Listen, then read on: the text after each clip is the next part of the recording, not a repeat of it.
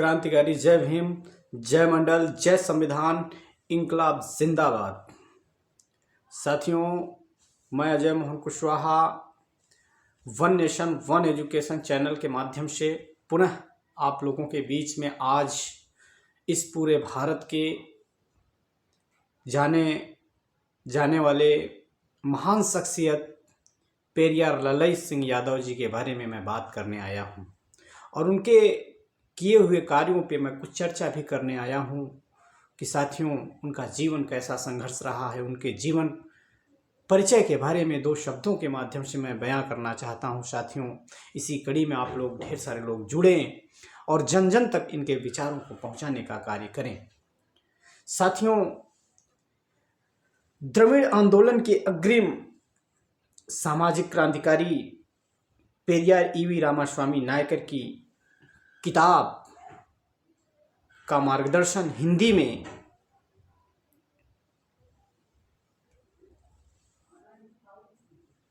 Translate करने वाले भारत के पेरियार ललई सिंह यादव जी, जो कि सच्ची रामायण के माध्यम से आडंबर और पाखंड पे वार किया।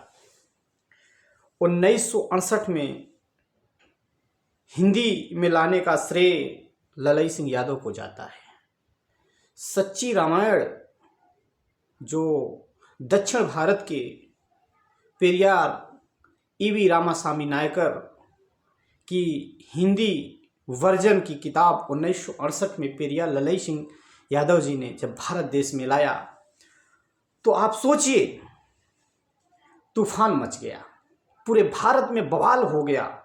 मनुवादियों के खिलाफ उनके आडंबर और पाखंड को दूर दूर तक नकारने वाली पेरियार ललई सिंह यादव ने हिंदी वर्जन में जब सच्ची रामायण की किताब भारत में दिया तो पूरे भारत में बवाल मच गया। साथियों, सरकार के दबाव में, वर्तमान की जो भी सरकार रही, सरकार के दबाव में 8 दिसंबर 1969 धार्मिक भावना भड़काने के आरोप में किताब को जब्त किया गया।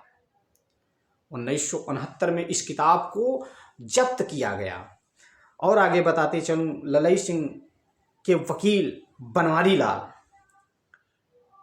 इस किताब को हाई कोर्ट, लोअर कोर्ट में जबरदस्त पैरवी किया और उस पैरवी का नतीजा 1971 में जब्ती का आदेश निरस्त किया गया। उस जब्ती का आदेश निरस्त किया गया और पेरियार ललई सिंह यादव को मुकदमा लड़ने के लिए 300 रुपए का मुआवजा भी सरकार को देना पड़ा। अब आप सोचिए, उत्तर प्रदेश सरकार सुप्रीम कोर्ट पहुंची। उत्तर प्रदेश सरकार तब भी मनुवादी तबके के लोग, गुलाम बनाने वाले लोगों को, जो कि SC ST OBC समाज को गुलाम बनाने वाले जैसे लोग फिर भी नहीं माने शासन सत्ता में रहते हुए, तो वह सुप्रीम कोर्ट पहुंचते हैं और यह 3 जजों के बीच में सुनवाई होती है। पहले जो कि इस सुनवाई की अध्यक्षता कर रहे कौन थे? पहले VR कृष्ण अय्यर इस सुनवाई की अध्यक्षता कर रहे थे और दूसरे जज PN भगवती थे और तीसरे सैयद मुर्तजा जी थे। अब सोचिए, और 16 दिसंबर 1976 के पक्ष में आया। अब सोचिए, जब हाई कोर्ट, लोअर कोर्ट से यह मामला रफा दफा हो गया, मुकदमा खारिज हो गया, उनको 300 रुपये का मुकदमा मुआवजा भी मिला, उसके बाद भी ऐसे लोग जो कि समाज को कई भागों में बांटने वाले लोग, बहुजन विचारधारा के विपरीत वाले लोग, अब सोचिए वह सुप्रीम कोर्ट जाते हैं और सुप्रीम कोर्ट में भी 16 सितंबर 1976 को पक्ष में आया। 16 सितंबर 1976 को सच्ची रामायण पेरियार ललई सिंह यादव हिंदी वर्जन पुनः मुकदमा सुप्रीम कोर्ट में जीतते हैं। 1968 में हिंदू धर्म त्याग दिया और बुद्ध धर्म ग्रहण किया। अब सोचिए, पेरियार ललई सिंह यादव 1967 में इसी के चलते हिंदू धर्म को त्याग करके बुद्ध धर्म ग्रहण किया और उसके बाद एक बृहद पुस्तकालय बनाकर एक प्रिंटिंग प्रेस भी लगाया किताबों को लोगों तक पहुंचाने का। और इनकी कुछ रचनाएं भी हैं।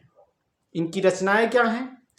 पहली रचना अंगुलीमाल नाटक, दूसरा सम्मुख वध, संत माया बलिदान, एकलव्य, अब पांचवा नाग यज्ञ नाटक। गद्य और पद्य दोनों में था।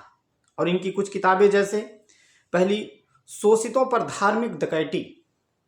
पेरियार ललई सिंह यादव ज़्यादा पढ़े लिखे तो नहीं थे, लेकिन इन्होंने अपने जीवन में ऐसे क्रांतिकारी रास्ते चले कि इन्होंने शोषितों पर धार्मिक डकैती कैसे हुई, शोषितों पर राजनैतिक डकैती, सामाजिक विषमता कैसे समाप्त हो, ये 3 किताबें पेरियार ललई सिंह यादव जी ने लिखा। अब और आगे देखिए, ललई सिंह के इस साहित्य ने बहुजनों में ब्राह्मणवाद विरोधी विद्रोही चेतना पैदा की और उनमें श्रमण संस्कृति वैचारिक का नवजागरण किया।